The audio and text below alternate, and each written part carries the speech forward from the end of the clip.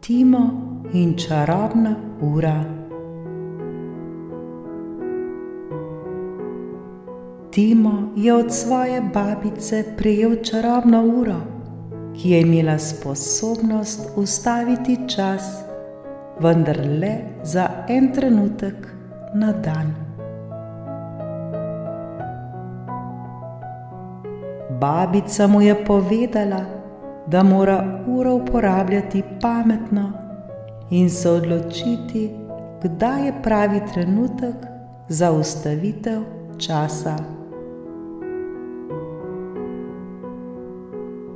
Timo je bil sprva zelo nestrpen in je začel uro uporabljati takoj, a se je naučil, da mora biti potrpežljiv ter razmišljati, kdaj bo trenutek res pomemben.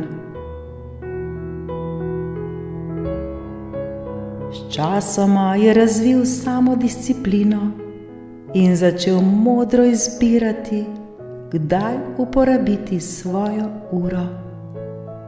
Takrat, ko je res potreboval čas za razmislek ali za pomoč prijateljem.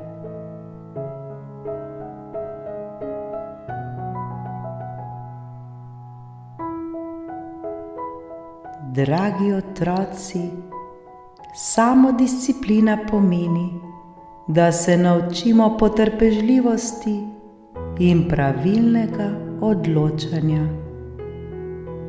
Zelo pomembno je, da premislimo, preden ukrepamo.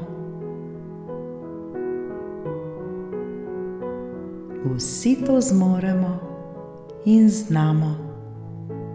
Le naučimo se.